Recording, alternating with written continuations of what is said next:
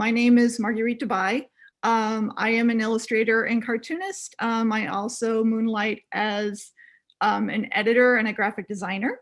I am going to be getting more into the kind of stuff that I do in my presentation as I go, and why my work really focuses on trying to talk to apathetic people and try to get them to impassion them on subjects that I'm really passionate about. So actually, I think I'm going to jump right into my presentation so I can just start going and you get a better sense of what I'm talking about. So let me just share my screen. Go. Get to see my face twice.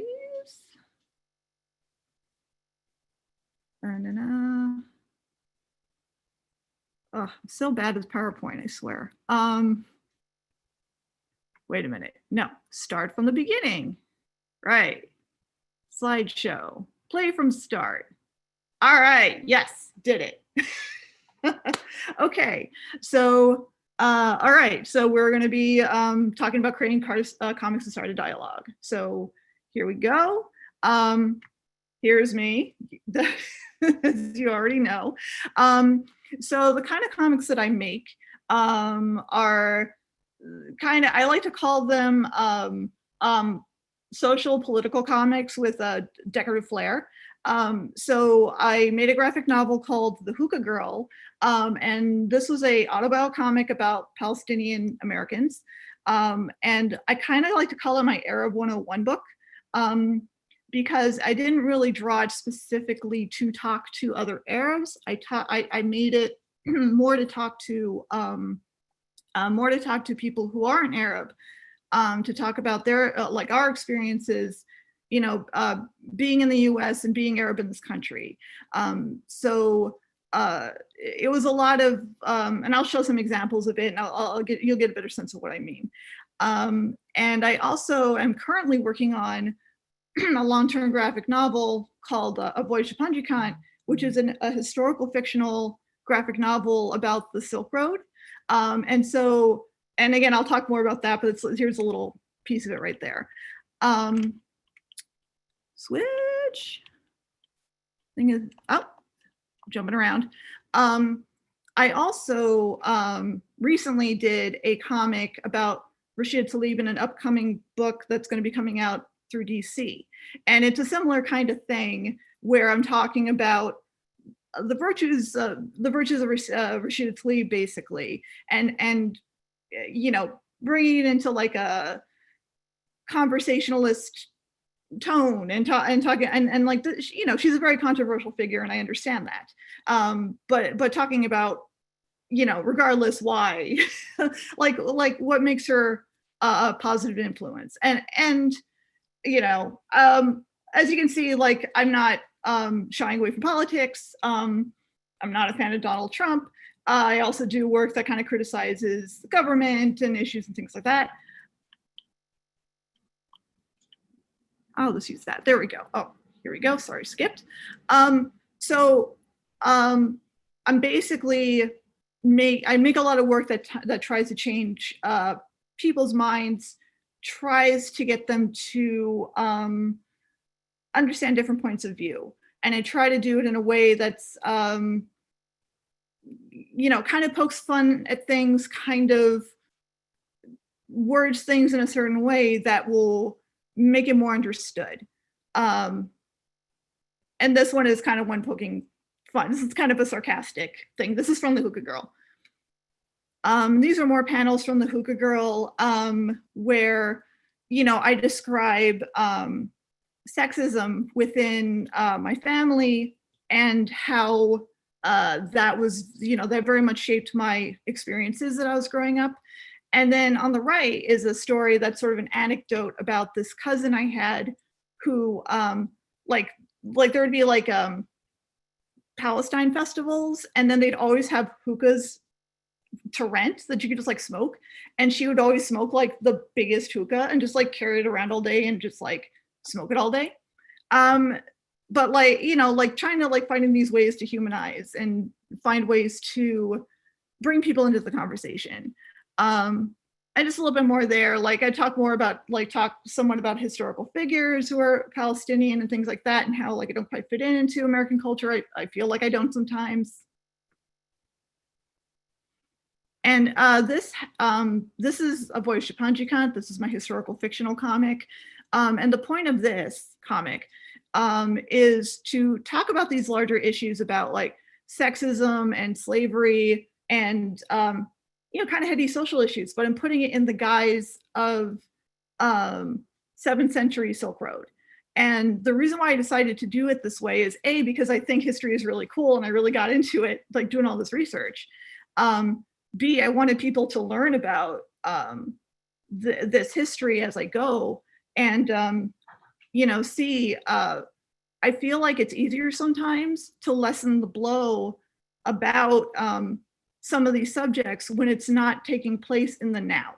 So when these things are taking place in the past, people might be willing to take in these ideas, absorb these ideas a little bit better when they're taking place in the past.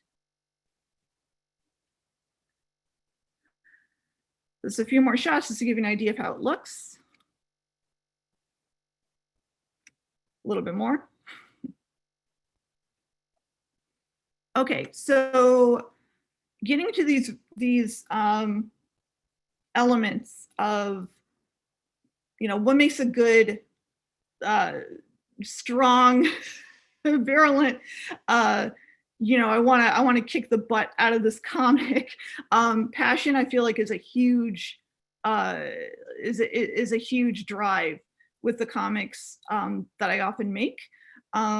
So I usually pick subjects that I just am just like, yes, I must talk about this. And honestly, like I'm almost doing what the lady's doing on the right side. I'm just like, yeah, I want to do this. Yeah, like it's I think it's a super important element. I feel like that passion rubs off in the work unintentionally. Like I'm not like you're just so excited about anything that you're doing that just it comes off in the work.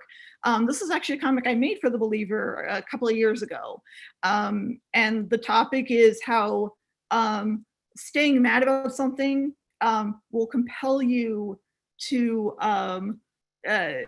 you know, to like the slow burn will make it so you will, you know, conquer your enemies in anything. So yes, I feel like I feel like using your emotions ultimately for your work, I think is a good thing. That's just the third page of it. This was just going on the similar vein. This is a piece that lately I was just so upset about everything that was going on. I just drew this, like I was just like, I'm gonna draw this thing. And I put it up and it went viral on social media. People were wheat pasting this up in various cities, which was cool. The Women's March social media, like Instagram, made it go super viral. So hey, you know, that's cool. My anger caused that. So hey. So a lot of experiences are universal, and I think not only is that okay, I think that's really great. So one of the best things that I really love about doing the work that I do is that people will come up to me and say, well, like for the hookah girl, for example, even though it's like a hyper specific experience, I'm talking about Palestinian Americans living in the US. I'll have people coming up to me and like, you know, these stories that you're telling me remind me of my, I don't know, Chinese grandmother, or, you know, my experiences growing up in Amsterdam or whatnot.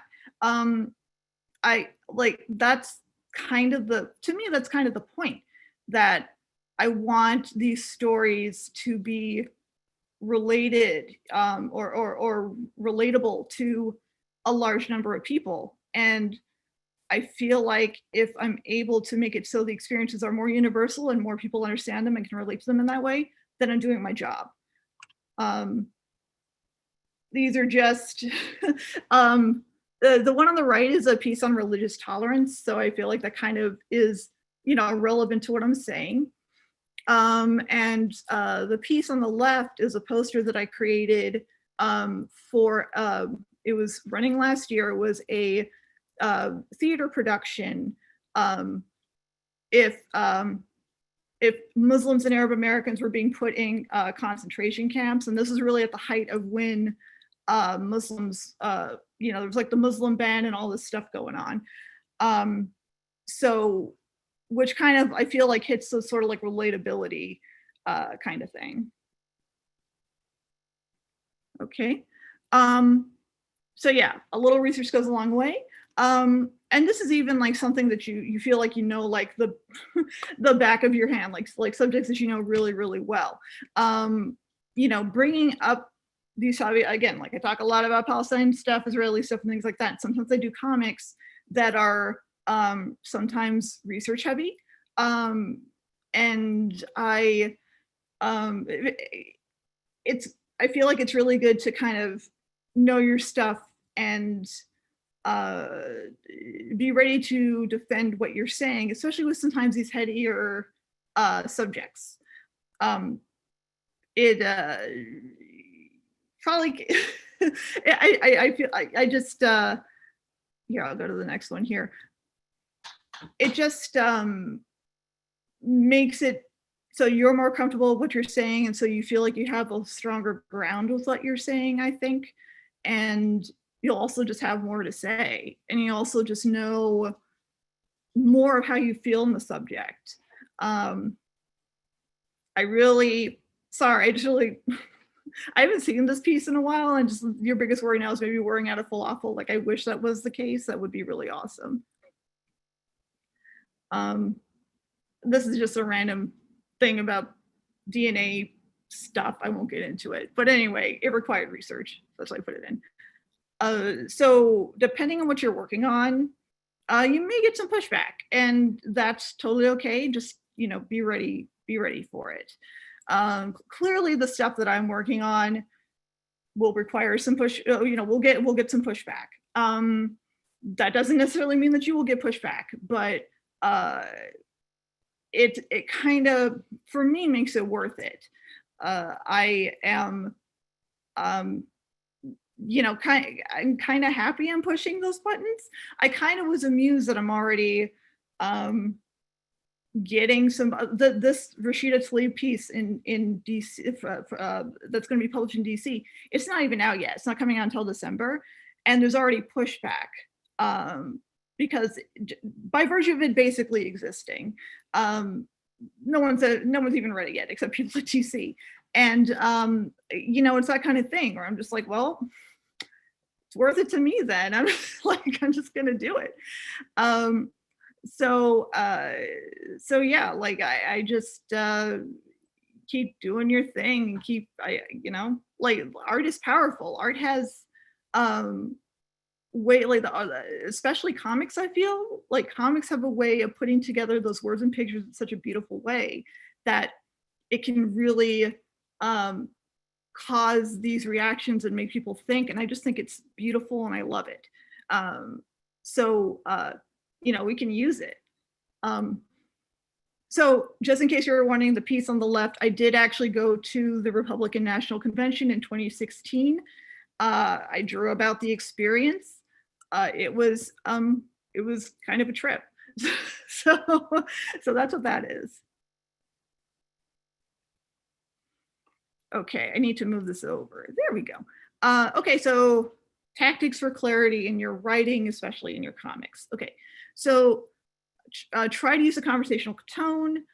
Don't assume the audience knows things that you even might think people know. So case in point, let me go to the next slide here. Case in point, I kind of had the assumption going in when I was drawing my Silk Road comic that people would know what the Silk, would know the term the Silk Road. And it turns out a lot of people don't. And actually, the Silk Road is a very American term, or it's like an English speaking term. And a lot of people outside of English speaking circles don't really use that term. So that was, once I learned that was really an interesting thing to know. So it's always better with the stuff that I'm doing. I prefer to bring people into the subjects that I'm really into. So like as an example here, I'm showing how my family would get grape leaves and eat grape leaves. Some people don't know that Arabs eat grape leaves. So I'm kind of easing people into the idea that, okay, we eat grape leaves. And also, funny anecdote, my grandmother used to steal the grape leaves off vineyards in Napa Valley. And, just kind of like put a little, funny twist on it. But, the whole point of this is also just education and like, this is how we rolled. Literally rolled because you roll the leaves. I'm hilarious. Sorry. Anyway, I'm gonna keep going. And again, like with the Silk Road thing, it this is something I actually really thought about because I did so much research on the clothing and all this stuff, and I was like, I could make them say like thee and thou and use this really archaic language, but then I was like, I don't want it to be stuffy like that. Like it didn't seem like it would connect to people in a way that I really wanted. So I had them talk pretty conversationally. I throw in a couple, like there's Clutin, there's like a Sogdian word that I throw in some terminology, but I know I trust your opinion ever since I was a little girl. You were here, right here. Yes. It's very conversational and I try to make it fluid. Okay. Use anecdotes if you have them. It helps readers connect on a human level. This is a similar thing to the grape leaf story from my grandmother. I feel like using, either imagined or real life humanistic stories really does help bring people in. So this was for a short comic about mamul, which is like a date-filled cookie. They're freaking delicious. I love them. If you haven't tried them, please do. And this was a true story where someone left a box of mamul in a gas station in 2016, and there's Arabic writing on it, and people freaked. So yeah, it's like these kind of things. I kind of put this into a level of absurdity for sarcastic reasons, because a lot of my work is very sarcastic. But I do think that it brings, gets the point across. And this is from the similar comic. Similar thing, anecdotes, in talking about people who spoke Arabic in public and they were penalized for it in one way or another. Similar thing. And so this is entirely optional. Having a person in the comic guide the conversation does help. It could be you or another character in the comic. I tend to use myself just because I kind of tend to lean towards like a diary comic kind of work. But it does not have to be you by any means. It could be like Connie Sun uses elephants. Like elephants are kind of like a personification of her. It could be an animal, any other animal. It could be like it could be anything. It could be like a peanut. I just thought of a peanut, but it really could be anything. Yeah, so here's me spitting in a DNA tube to get my DNA done. I talked about this whole DNA journey in a comic that I did. A lot of the stories that I do I use myself as the stand-in for the speaking, the speaking voice throughout. This was a short comic that I did about my experience. I'm in Brooklyn, being here during the lockdown and during coronavirus and everything. And again, this is a very personal experience. So I use myself and I turn myself into emojis to kind of explain the whole experience. There we go. So just for fun, I wanted to give examples of bad character development. And this actually kind of dovetails into kind of what I would like you to draw as well. This is kind of the 4 comic format. I used to do these all the time. They're very simple, they're goofy. I love doing them. And I love bad movies and TV shows. So this is one from the Tudors TV show, if anyone knows of it. Basically, it's about King Henry, like Henry VIII, and his wives and all that. And you know, one of his wives had a kid. He finds out it's a son. It's a big deal. So he's like screaming at the sky, "I have a son, God. Do you hear me?" You know, and it's super melodramatic, and fireworks go off, and it's just like, what the hell? Um, so, you know, there's that. There is, okay. um, you all may wonder where Rodney and Janet are. Okay, best line. They're guilty of having sex before marriage. This is an offense to our ninja commandments. They also removed their ninjutsu. This is a movie called Ninja Commandments. This is how they established the beginning of the movie. So don't really get a feeling for the characters by any means. It just kind of explains stuff. And the very bottom, I forget which Batman this is. Batman Forever, where, you know, oh no, it's boiling acid. Like he literally says it like that. It's sublime. I highly recommend watching any of these movies if you like bad movies. But honestly, bad movies are a great way to see what not to do in comics. I feel like movies and comics are very interrelated. Okay, so all right, 7:26, we're doing good. Little exercise time. All right, I'm gonna ask you to do very, very quick writing. Prepare yourselves. Okay. All right, so quickly. Okay, what are 3 topics you're super passionate about? And these can be like anything, delicious food, something you're passionate, you know, like a cause, a favorite place. Like it doesn't have to be super heavy. It could be like I write about food all the freaking time. I love it. Just any 3 things. Go. You got a minute or less than 30 seconds.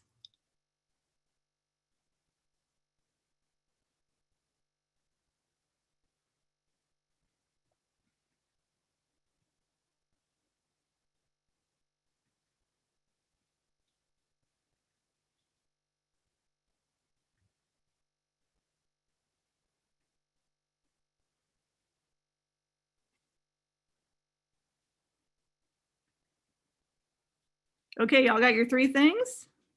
I'm scrolling through and I'm love seeing everybody A, and I love seeing everybody work in B. I love it. Okay. All right. Part 2. Okay, next to each topic that you wrote down. Okay, jot down, just think, just don't even overthink it. Reasons why these particular things interest you. Just write down your feelings.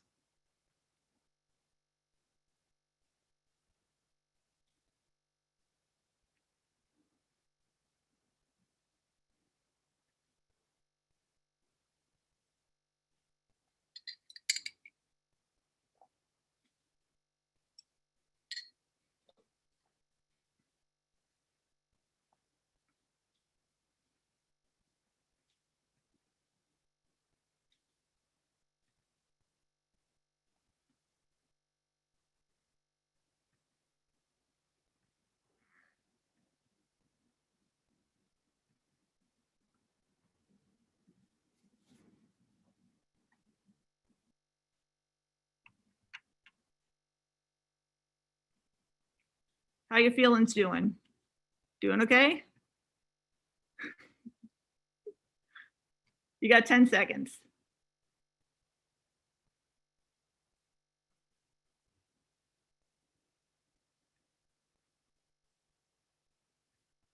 Okay. Ding, ding, ding, ding. My hand's the bell. Ding, ding, ding, ding. Okay. All right. So, okay, whatever topic that you have there that has the most reasons written down, you're going to use that topic to draw a short comic. So, congratulations. I'm going to make cartoonists out of everybody. All right. So, we are going to, like I said, we're going to do the 4 comic panels. So, draw 4 boxes. And I really suggest to make them really small, because then you won't get like you can make this like super quick, super loose. Like my comic that I'm showing down there maybe took me like 10 minutes. It was really just little thing. And this comic is, I'm telling you, it's like 6 inches by 2 inches. It's tiny. So yeah, just keep it to the essence of what you want to do. I'll show you a few more examples that I have here. You know, super simple. I'm going to draw something as you all draw something as well. There we go, a few more. As you can see, these are super random. I've got like Walk the Dinosaur and childhood stuff and a guy selling a bong. But yeah, and just so you know, I'm using the Staedtler Triplus Fine Liner to draw the comic. I like it. I have it. It's a nice fine line. But yeah, this is my thing of choice right now. So I'm gonna let you do your thing. I'll check in on you. Let's give ourselves like, I don't know, maybe 15 minutes, 10. We'll see what the believer. Ah, yes, thank you. Yeah, we'll see what the believer folks say. But for now, let's just go. Okay, believer says 10 minutes. Sounds good.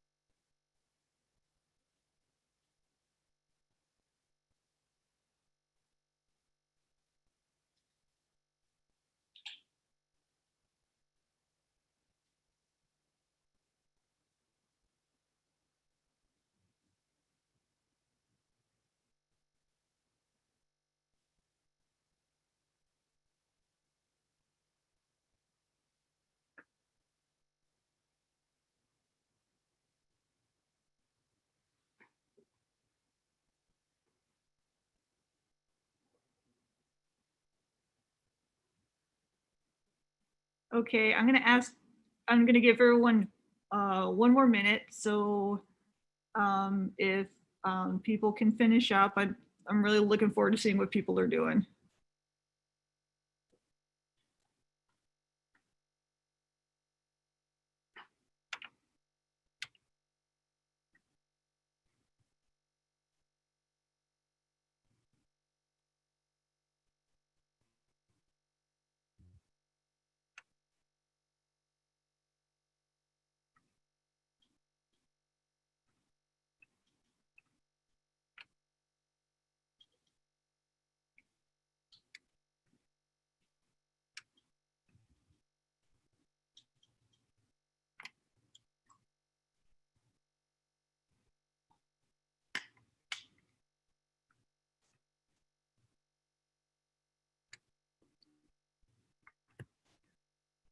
Okay, handbell again. Ding, ding, ding, ding, ding.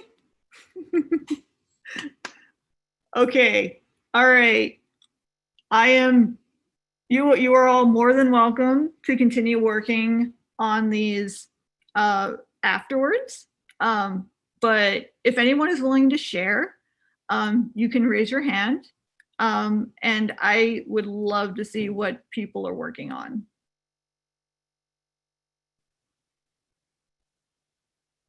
I'm going to do the share dance.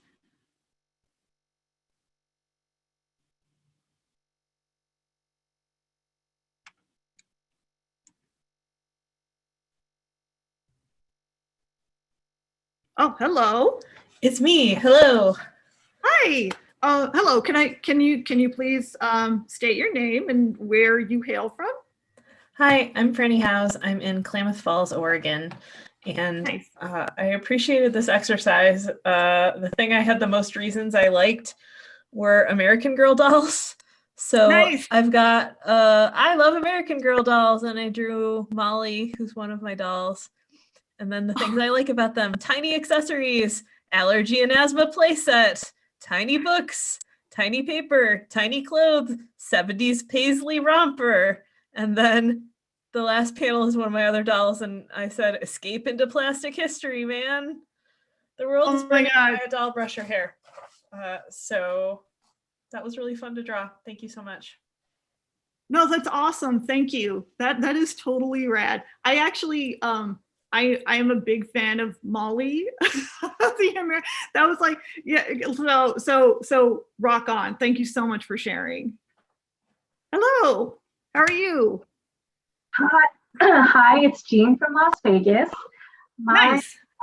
comic strip, sorry, it says local book buying versus Amazon.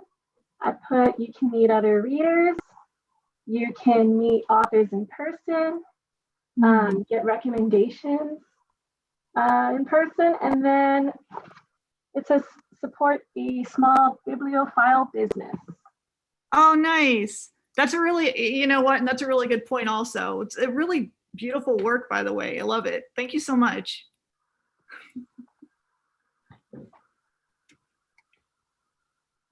Hi there. Hello, can I? Hi, sorry. It There you always takes a beat to unmute. Hi, Oh, thanks no, so no much for problem. doing this. This was No, just really thank you. Yeah, no, please, if I could have please your name and where you're at right now. Oh, yes, sorry. My name is Millie. I am here in Boston for the time being. Nice. So between religion, daily occurrences, and biking, I had the same number of reasons for liking all of them. But religion is the one I feel most complicated about. So I thought that was maybe the best choice. And also from seeing your comics, felt like the way to go. So crap, I don't know if you can see super well, but this That's okay. Just great. That's okay. I never got to eat the osti like my cousins, and the osti is like whatever kind of cracker you get in the church. Yeah. So instead, I had to cross my arms over my heart and get blessed by the priest. Later in life, I discovered that in Catholicism, The cracker is actually the body of Christ, not just a metaphor. And so this is an idea, or this is, I don't even know where I am. This is a light bulb for Protestantism because they believe it's a metaphor, and this is a body and the blood of Christ for Catholics. And then this is me confused in choice of religions because that's still a little bit scary for me, but I'm not a Protestant.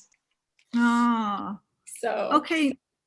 No, thank you. You know what I really loved about your drawing? I really loved the first panel when you have the I'm sorry, I don't know the name, like the wafer, and then like you have your tongue sticking out. Like that's such a, like, I love that.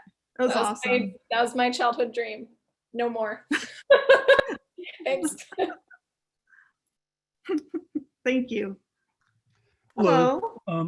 This is Michael from Los Angeles. This is Nice. a continuation of something I was trying to do 2 weeks ago in the comics workshop. The image on the far left is trying to convey an empty room with empty tables and chairs and somebody sitting at a piano. And then the next one is a close-up on this person's hands on a keyboard with notes that are floating over into the third panel, into the ear of this person wearing a mask. And the fourth panel is 2 hands clapping. Okay. That's really nice. It feels very like kind of ethereal, kind of forlorn in a way. I like the mood of it a lot. Thank you. Yeah, it's very nice. No, thank you so much for sharing.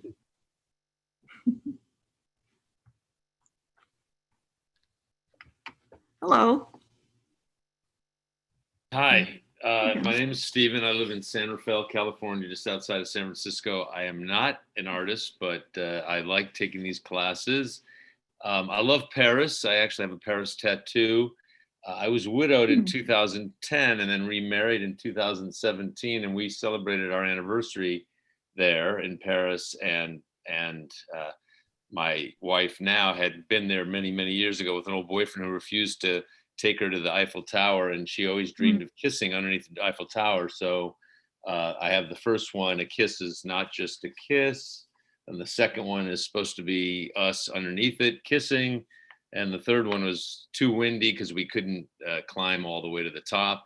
And then the fourth panel was worth the wait, and I sort of also made it a play because the crowds were so large to get into the Eiffel Tower just because of security. So, and I tried to color it in and have all the little circles be different colors to represent the fact that there are people from all over the world. No, I totally got that. Yeah, thank you. Yeah, that looks like a crowd, and I do like your use of color, like the mostly black and white with the little spots of color. It's very effective. So yeah, that works. Thank you so much. Thank you. Hello. Hi. How you doing? Good. I'm Amel. I'm calling from Detroit. Nice. And, Hello. One of my things was drawing. I was thinking about it since we're doing this workshop. And so I'm drawing kind of my experience of drawing as a kid. I would sit in my room at nights and draw really intensely and then be completely unwilling to show it to anyone else. People would be like, "What are you drawing?" And I'd say, "I don't draw. What are you talking about?"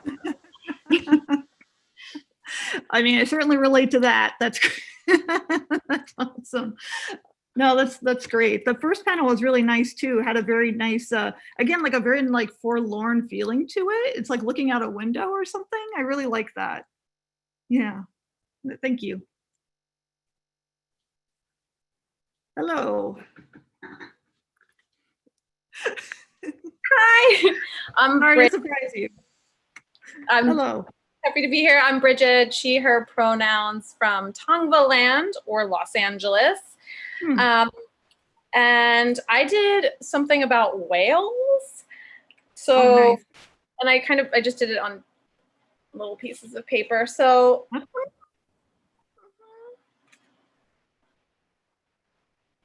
Love being big. Been around so long. I wanted to maybe write a story about tourists on a Wells Fargo whale watching trip disrupting whales. Oh my God, I love it.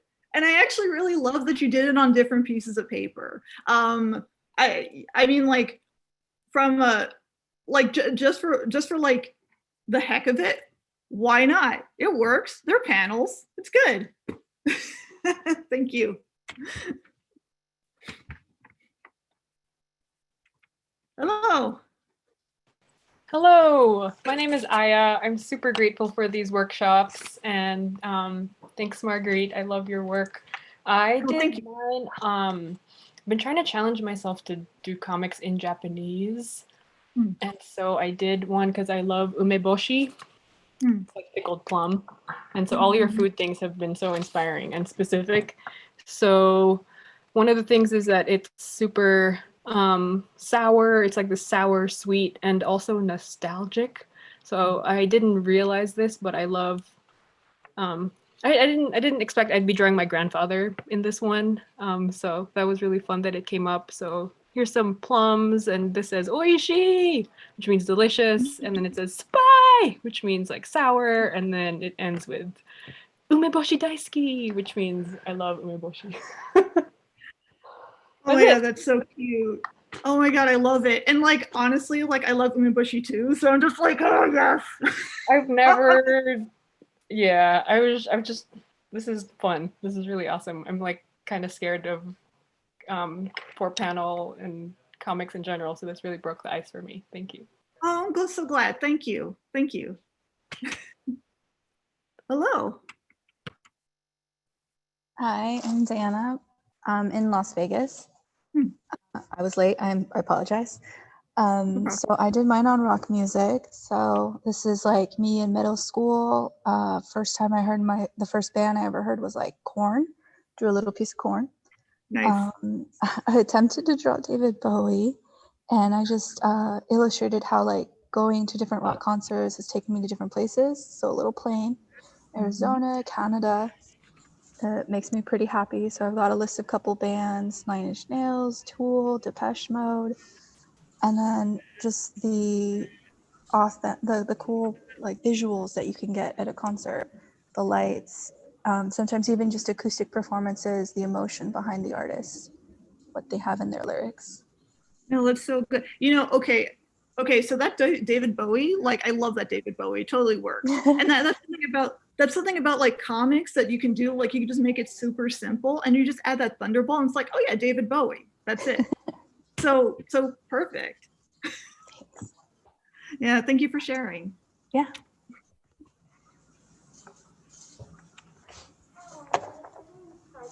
Okay.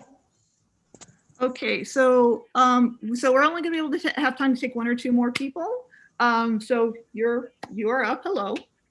Hi, I'm Tenley. I'm in Northern California near Berkeley in Emeryville.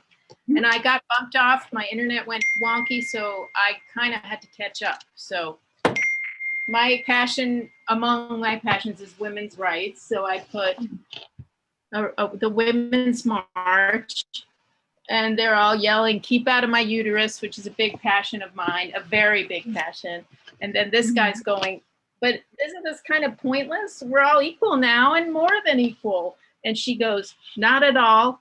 Women hold X%." And then I said, "Insert appalling statistics here," because I didn't have the numbers are on me.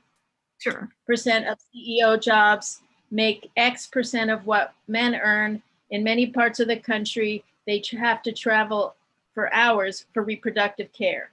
And then I had a quote at the end from Ruth Bader Ginsburg, which said, "Women belong in all the places where decisions are being made." And the dude is very abashed and is going, "Oh, okay." So that's my thing. Nice, that's awesome. Thank you. Yeah, I mean, obviously very relevant to what's going on right now. Yeah, and including the guy who's being like, oh, okay. Thank you so much. Okay, so it's on me. So I guess maybe that's time. I'm gonna show you my comic real fast. So I drew about donuts. I hope it's not reversed. I can't tell. Okay, so donuts, I miss them. Barely ate them during lockdown. I have a Dunkin', I live near a Dunkin', but I refuse. I just don't like Dunkin' Donuts, and I really miss like a really, really good donut. So that's my, that's my thing. I want a donut. Okay, so I think that's about time. And you know, this has been amazing. And thank you so much for hanging out with me while, you know, talking comic shop. Anyone who didn't get a chance to show their work, you can put it up on social media. You can either tag us at Believer Mag, or tag me. I'm at Dabaie. That's Mdabaie. It's my first initial last name. This is on Twitter, by the way. So, you know, I'd love to see what everyone is doing. And yeah, like keep rocking. What I've seen is like totally rocking, and I'm really loving it. I'm really like enjoying. So, you know, thank you so much. Have a good weekend. And, you know, thanks again. So bye. Thank you. Everyone can unmute Thank themselves and say you. thanks. Thank you so much. Thank you. This is wonderful. That was Thank you. great. That was great. Thank you. Thanks so much. Thanks Thank a lot, you. Marguerite. Thanks. You, Great. Marguerite. Bye.